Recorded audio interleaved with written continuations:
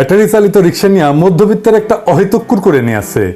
এটা বন্ধ করে দিতে হবে, কারণ কি এটা বিপজ্জনক, এটা অ্যাক্সিডেন্ট করে। তাহলে বলেন বিপদ কমানোর জন্য কি করা যায়?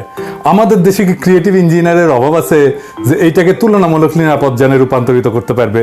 কিছু হইলেই বন্ধ করার চিন্তা মাথায় আসে কিভাবে? এত মানুষ এটা চালায়, তাদের পেট চলে, তাদের পরিবার আছে, তারা খাবে কি, তারা কি করবে? আমরা একটা অদ্ভুত দেশ তৈরি করছি রে ভাই। হকার উচ্ছেদ করো, বস্তি উচ্ছেদ করো, ব্যাটারি চালিত রিক্সা উচ্ছেদ করো, যেখানে গরিব সেখানে জুলুম। কি মহা যন্ত্রণা রে ভাই। বাংলাদেশের দুর্ঘটনা কিসে হয় বেশি, সবচেয়ে বেশি? জানেন? জানা আছে 2023 সালে সবচেয়ে বেশি দুর্ঘটনা হয় সড়কে মোটরসাইকেল দুর্ঘটনা, 2031টা। মোটরসাইকেল তো কন্ট্রোল বেশি। আপনারা যারা বলেন যে ব্যাটারি চালিত রিক্সা কন্ট্রোল কম, তো মোটরসাইকেলে কন্ট্রোল বেশি, ওখানে কেন অ্যাক্সিডেন্ট হয়? তাহলে সবচেয়ে বেশি অ্যাক্সিডেন্ট হয় কেন মোটরসাইকেলে? অ্যাক্সিডেন্ট করে এটাই যদি যুক্তি হয়, তাহলে তো মোটরসাইকেল আগে তুলে দেওয়া উচিত, ঠিক কিনা বলেন? একটা সমস্যা থাকলে সেটা সমাধানের নানা ক্রিয়েটিভ উপায় আছে, সেটার দিকে নজর দিই। কিছু হইলেই বন্ধ, তুলে দাও, এটা ঠিক না, এটা করবেন না। আপনাদের ইনবক্সে পাওয়া একটা মেসেজ পড়ে শোনাই। ভাই, একটা কথা বলার ছিল, জানি আপনি আমার SMS দেখবেন কিনা জানি না, তবে আশা রাখি অবশ্যই দেখবেন। হুট করে হাইকোর্ট ব্যাটারি চালিত রিক্সা বন্ধের নির্দেশ দেয়। এতে আমার মতো লাখো মানুষের খারাপ সময় শুরু হয়ে গেছে। পরিবার নিয়ে কই যাব, ঘরে খাবার নাই, টাকা নাই। আমি একজন শিক্ষিত বেকার। ভাই, এমন পরিস্থিতি হয় মনে চায় আত্মহত্যা করি, আর পারতেছি না। এ বিষয় নিয়ে কেউ কথা বলে না। একটা কথা সবাইকে বলি, উপদেশ হিসাবে নেন, পরামর্শ হিসাবে নেন, যে হিসাবেই নেন না কেন, একটা জিনিস মেনে চললে আপনার ভুল কম হবে। দেখেন, আপনার চাইতে যে দুর্বল তার উপরে কখনো চড়াও হবেন না। আপনার শিক্ষা আছে, স্বাস্থ্য আছে, টাকা পয়সা আছে, এই সব কিছুই আপনার নিজের কারিশমায় আসে না। আপনি ভাগ্যবান, কারণ আপনারে সৃষ্টিকর্তা সেই শক্তি আপনারে দিছেন। আপনারে শক্তি দেয় শক্তিদাতা। সেই শক্তি আপনি কিভাবে ব্যবহার করবেন? সর্বোত্তম ব্যবহার আপনি তখনই করতে পারবেন যখন আপনার সেই শক্তিকে, দুর্বলকে রক্ষা করতে আপনি ব্যবহার করবেন। আপনার চেয়ে যে দুর্বল, আপনি আপনার চাইতে শক্তিমানের উপরে দুর্বিনীত হন, কোনো অসুবিধা নাই, কিন্তু আপনার চাইতে যে দুর্বল তার কাছে বিনয়ী হন। সেলস প্রফেশনে একটা কথা আছে, কাস্টমার ইজ অলওয়েজ রাইট। আপনি মনে করবেন দরিদ্ররা অলওয়েজ রাইট। দরিদ্র যা বলবে, যা চাইবে, যেভাবে চাইবে, সেটার পক্ষে আমি থাকি। আমাকে আমার এই পজিশন থেকে কেউ সরাইতে পারবে না।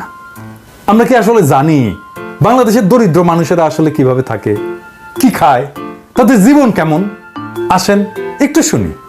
বেশি খেতে গেলে পড়াতেও পারি না বাচ্চা কাচ্চাকে। ওই কম বেশ করে 1 কেজি আধা কেজি আলু আনে মার ভাত করে, আলু চোখা করে, ওইটাই আমাদের পেট চলে যাচ্ছে। 3 বেলা খাওয়া হয় না। 3 বেলাতে 1 বেলা আটা খাওয়া লাগে, 1 বেলা চাল ভাজে খেতে লাগে, 1 বেলা ভাত খাওয়া লাগে।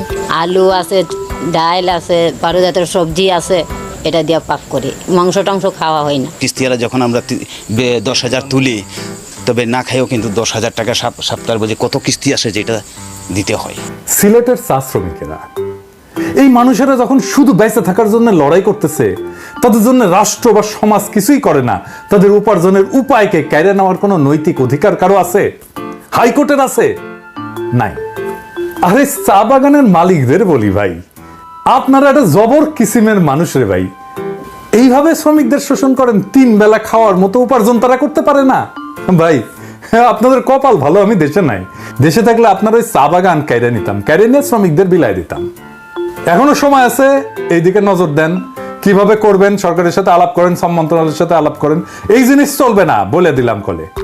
ব্যাটারি চালিত রিক্সাকে নিরাপদ করার ব্যবস্থা না হোক, কিন্তু এই ব্যাটারি চালিত রিক্সা নিষিদ্ধ করা যাবে না, পিরিয়ড।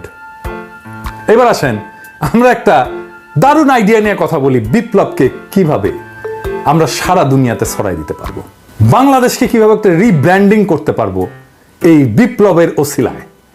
আসেন সেটা নিয়ে কথা বলি। প্রফেসর ইউনূসের সরকারের প্রত্যেক মন্ত্রণালয় তার কাজের মধ্যে দিয়ে জুলাই অগাস্ট বিপ্লবের চেতনাকে অনন্য উচ্চতায় নিয়ে যেতে পারে। প্রত্যেকটা মন্ত্রণালয় না মূর্তি বানায় না, টাকা খরচা করে দিবস পালন করে না, বরং ওই মন্ত্রণালয়ের একটা গভীর এবং জটিল সমস্যাকে সৃজনশীলভাবে সমাধানের মাধ্যমে। শুধু তাই না, বিপ্লবের এই বার্তাকে সারা দুনিয়া পৌঁছায় দেওয়া যায়। এমনকি আমরা দুনিয়ার একটা সমস্যা পুরোপুরি সমাধান করে দিতে পারি। জ্বলন্ত সমস্যাকে একেবারে সমাধান করে দিতে পারবো এক কর্মসূচিতে, অনেক সমাধান। এখন আমার ক্ষুদ্র ভ্রাতা আর ভগিনীরা কবে দাদার মাথা মুথা খারাপ হয়ে গেছে, বাংলাদেশ থেকে দুনিয়ার সমস্যার সমাধান হবে, একটা সমস্যা পুরোপুরি সমাধান, এটা কি ছেলে খেলা বললেই এলো? তাহলে আসেন দেখি। আমি আজকে দেখামু একটা পরিকল্পনা স্বাস্থ্য মন্ত্রণালয় নিয়ে। যথেষ্ট সময় আছে পরিকল্পনা বাস্তবায়ন করার জন্য, আমাদের টাকাও খরচা হবে না, বরং আমরা টাকা পাবো। শুধু টাকা পাওয়া না, আমরা সারা দুনিয়ায় একটা পজিটিভ ব্র্যান্ডিং করতে পারবো বাংলাদেশের এবং বিপ্লবের। কিভাবে আসেন সেটা দেখি। বিশ্ব স্বাস্থ্য সংস্থা বলে আমাদের সারা বছর 8 লক্ষ ইউনিট রক্তের দরকার হয়, এবং তারা বলে যে গুড প্র্যাকটিস হচ্ছে যে 70% রক্ত যেটা দরকার সেটা আত্মীয় স্বজনদের মধ্যে থেকে নেওয়াটা ভালো। এটা পরামর্শ দেয় বিশ্ব স্বাস্থ্য সংস্থাই। আর বাকিটা ভলান্টারি ব্লাড ডোনেশন থেকে সংগ্রহ করা হয় সারা দুনিয়াতেই। তার মানে 2.5 থেকে 3 লাখ ইউনিট ভলান্টারি ডোনেশন থেকে জোগাড় করতে হয় বাংলাদেশে। মেডিকেল ছাত্রদের সংগঠন আছে সন্ধানী, এই কাজটা করে। আবার বিশ্ব স্বাস্থ্য সংস্থায় বাংলাদেশ প্রসঙ্গে জানাচ্ছে যে একটা সুসংগঠিত রক্ত সঞ্চালন ব্যবস্থা বাংলাদেশে তৈরি হয় নাই। এটা আমার কথা না, বিশ্ব স্বাস্থ্য সংস্থার কথা। তাইলে আমরা একটা জাতীয় সমস্যার কথা জানলাম, এইটার সমাধান কিভাবে বিপ্লবের সাথে মিলায় আমরা করতে পারি। আমাদের কপাল ভালো, আমাদের রক্তের যা দরকার তা আমরা পাই, দেশের মধ্যে থেকেই পাই, আমাদের আমদানি টামদানি করতে হয় না। কিন্তু দুনিয়ার কি অবস্থা? সারা দুনিয়ায় রক্তের চাহিদা 30 কোটি ইউনিটের একটু বেশি, সাপ্লাই কত? 27 কোটি ইউনিট। এবং বলা হচ্ছে যে 195টা দেশের মধ্যে 119টা দেশে 61% দেশ তাদের পর্যাপ্ত রক্তের সাপ্লাই নাই। এই দেশগুলো কোনগুলো? এগুলো দরিদ্র দেশ। এবং এই রক্তের দরকার পড়ে কাদের? শিশুদের এবং মায়েদের, গর্ভবতী মায়েদের। তার মানে সারা দুনিয়ায় 3 কোটি ইউনিটের রক্তের চাহিদা আছে যা পূরণ হয় না। লাগে কাদের? আমরা দেখলাম যে এটা দারিদ্র পীড়িত শিশুদের, গর্ভবতী মায়েদের। মারা যায় তারা ধুকে ধুকে রক্তের অভাবে। আমরা এই সমস্যার পুরো সমাধান করে দিতে পারবো। কিভাবে আসেন দেখি। আমরা আগামী 16 জুলাই বেলা 3টা, যেই মুহূর্তে আবু সাইদ শহীদ হয়েছিল, সেই মুহূর্ত থেকে 5ই আগস্ট বেলা 11টা পর্যন্ত যখন হাসিনা পলাইলো, সেই মুহূর্ত পর্যন্ত সারা দেশে রক্তদান কর্মসূচি চালাবো। নাম হবে বিপ্লবের রক্তরাঙা উপহার। রক্তের ব্যাগে থাকবে আবু সাইদের প্রসারিত 2 হাতের ছবি, আর 2 ভাষায় লেখা থাকবে বিপ্লবের সংক্ষিপ্ত ইতিহাস ওই রক্তের ব্যাগে। একটা বাংলা আর একটা ফ্রেঞ্চ। আমার সৌজন্যে বাংলাদেশে শুধু তরুণের সংখ্যা 4.5 কোটি। আমরা কম করে হইলো 3 কোটি ইউনিট রক্ত সংগ্রহ করতে পারবো। তরুণরাই তো শুধু দেবে না, তার চেয়ে বেশি বয়সীরাও দেবে। সবাই উৎসব করে রক্ত দিতে যাবে। রক্ত দিয়ে সে নিজেকে কানেক্ট করবে 24-এর বীর যোদ্ধার শহীদদের সাথে। সে মনে করবে সে নিজেকে মহাজীবনের সাথে যুক্ত করছে। সেই মহাজীবন, যে মহাজীবন আমাদেরকে মুক্তি দিছে, যে মহাজীবন বিপ্লবের মাঠে, বিপ্লবের রাজপথে বীরের মতো লড়াই করছে, জীবন দিছে, আহত হয়েছে। একটা জাতীয় পুনর্জাগরণ হবে প্রত্যেক বছরে ঠিক বিপ্লবের সময়গুলোতে। এমনিতেই নানা অনুষ্ঠান কর্মসূচি হবে এই সময়টা জুড়ে। স্বাস্থ্য মন্ত্রণালয়ের এই কাজটা একটা সম্পূর্ণ ভিন্ন মাত্রা দেবে এই সময়টাকে। আমরা বিশ্ব স্বাস্থ্য সংস্থাকে বলবো আমাদের টেকনিক্যাল অ্যাসিস্ট্যান্স দাও। আমরা বলবো আমরা রক্ত সংগ্রহ করে দিচ্ছি, সংরক্ষণ করার ব্যবস্থা করে দাও, ক্রায়োপ্রিজার্ভেশন করার ব্যবস্থা করে দাও। এত লার্জ অ্যামাউন্ট রক্ত ক্রায়োপ্রিজার্ভেশনের জন্য অনেক লজিস্টিক্স লাগবে। বিশ্ব স্বাস্থ্য সংস্থা আগায় আসবে আগ্রহ করে এই কাজটা করে দেওয়ার জন্য, কারণ সারা দুনিয়ার সমস্যার সমাধান হয়ে যাবে। রক্তের এক্সপোর্টের রেগুলেশন আছে অনেক, আমরা বিশ্ব স্বাস্থ্য সংস্থাকে কাজে লাগাই, এই রেগুলেশনগুলো আমরা ইমপ্লিমেন্ট করতে পারবো। আমরা টাইম পেলাম অনেক এই সব কিছু করার জন্য। আমাদের তরুণদের একটা চেক আপ হয়ে যাবে, কারণ রক্ত দেওয়ার আগে একটা চেক আপ করতে হয় ম্যান্ডেটরি। কি কি? HIV, সিফিলিস, হেপাটাইটিস C আর B এই টেস্ট হবে। বিশাল একটা স্ক্রিনিং হয়ে যাবে সবার মুফতে। অবশ্য ছাত্রলীগের খাইস্টাগুলো ধরা খাবে। ডাক্তার এসে কবে এই এদিকে আসো, সে কবে কি হয়েছে ডাক্তার সাহেব? কবে তোমার তো সিফিলিস, তুমি ছাত্রলীগ করো। বাইরে দেখেন সারা দুনিয়ায় কি রকম পজিটিভ ইম্প্যাক্ট পড়বে। প্রত্যেক বছর ওই বিপ্লবের সময়টায় একটা কালেকটিভ স্মরণ হবে জাতীয়ভাবে বিপ্লবের ওই রক্ত ঝরার সময়। এই প্র্যাকটিস যদি জারি রাখতে পারি, তাহলে আজ থেকে কয়েক যুগ পরেও এই বিপ্লবের রক্তদানের ইতিহাস জানবে আমাদের ভবিষ্যৎ প্রজন্ম। শুধু ভবিষ্যৎ প্রজন্ম না, সারা দুনিয়া জানবে কেন এই রক্তটা আমরা পাইতেছি। সারা দুনিয়ায় নানা লেখা হবে, নানা জার্নালে আর্টিকেল ছাপা হবে, বাংলাদেশ কি একটা অসম্ভব কাজ করে ফেলছে।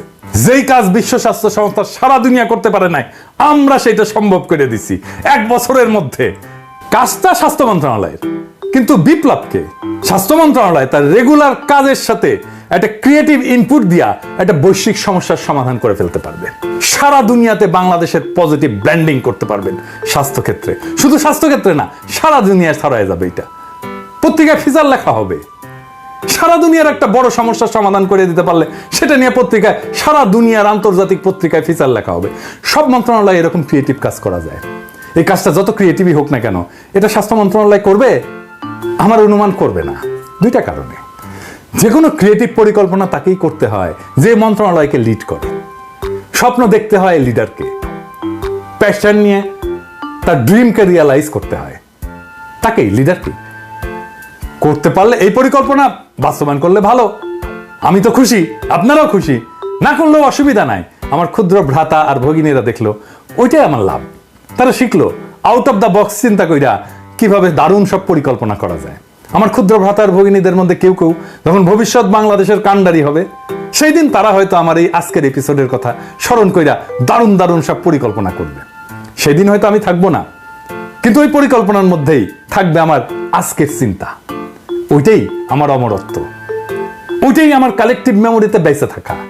আমার আজকের ভিডিও আজকের স্বাস্থ্য মন্ত্রণালয়ের জন্য না, আসলে আজকের ভিডিওটা আজকের সেই তরুণদের জন্য, যাদের মধ্যে থেকে আসবে আমাদের আগামী দিনের স্বপ্নের সেই রাজকুমার, যারা আমাদের মতো শুধু নিষ্ফল স্বপ্নই দেখবে না, যাদের সেটাকে বাস্তব করার হিম্মত থাকবে। ইনকিলাব জিন্দাবাদ।